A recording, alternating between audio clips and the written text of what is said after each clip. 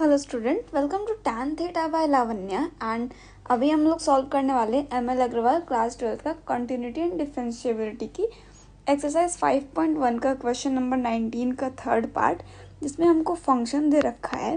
Function of x को दो part में ब्रेक कर रखा है। पहला है cos 3x minus cos x divided by x square, और दूसरा पार्ट दे रखा है -4। कंडीशन क्या है?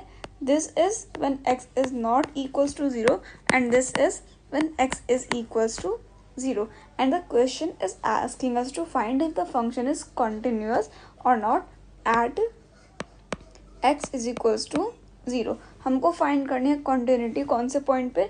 x इज इक्वल्स टू 0 पे। सबसे पहले तो हम अपने इस वाले फंक्शन को सॉल्व करते हैं। इसके लिए हम क्या लिखेंगे?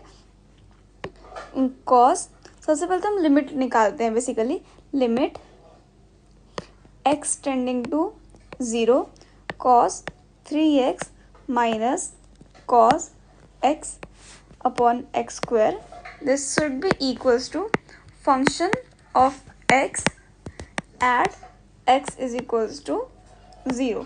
तो यहाँ पे हम लिमिट डालने के लिए अगर हम डायरेक्ट वैल्यू पुट करते हैं तो उससे तो हमारा x जो डिनोमिनेटर में है वो 0 बन जाएगा और आंसर नॉट डिफाइंड आएगा। इसलिए हमको ये नहीं करना है। हम क्या करेंगे? यहाँ पे हम सॉल्व करेंगे इस क्वेश्चन को। कैसे? हम यहाँ पे लगाएंगे फॉर्मूला। कौन सा फॉर्मूला? हम लगाएंगे cos 3x का formula. cos 3x that is equals to 4 cos cube x minus 3 cos x। इस फॉर्मूले को आप लिख सकते हैं अपनी नोटबुक में, this will help you.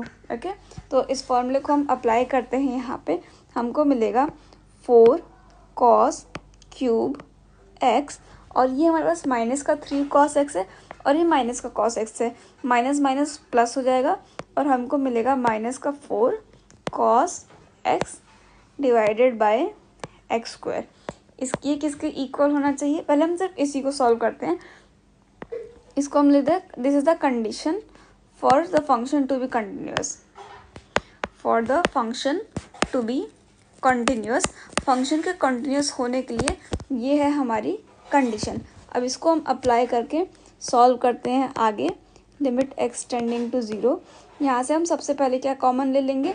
4 cos x, जिसको हम लिख सकते हैं लिमिट x टेंडिंग टू 0। 4 हमने कॉमन लिया, cos x भी हमने कॉमन लिया, हमें बचा cos square x minus 1 divided by x square. यहाँ से हमको क्या मिलता है? यहाँ से हम cos स्क्वायर x माइनस 1 हमारा क्या हो जाएगा? साइन स्क्वायर x, और इधर हमारा क्या हो जाए?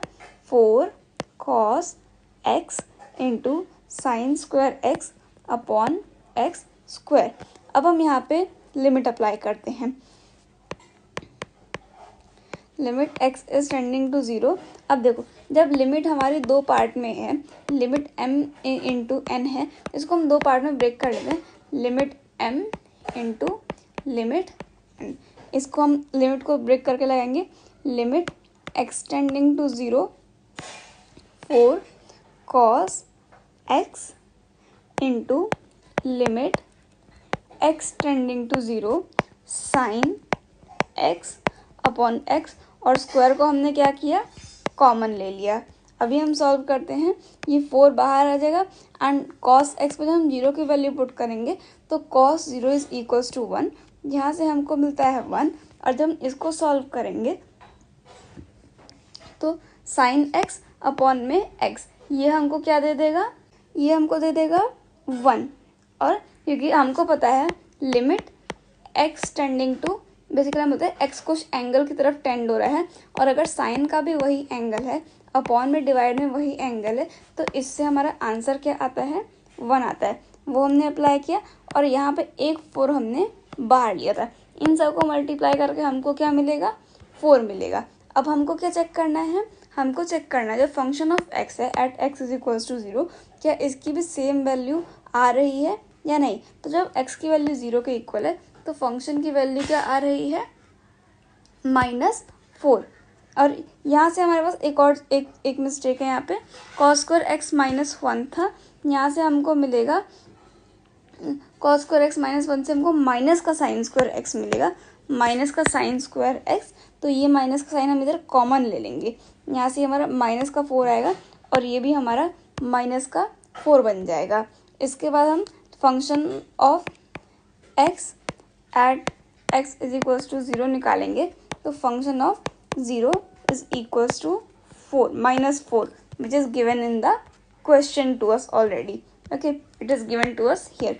और यहाँ पे अभी हम क्या देखते हैं, since limit X tending to 0 function of X is equals to function of X at X is equals to 0, the function is continuous. I hope it is clear to you. Thank you.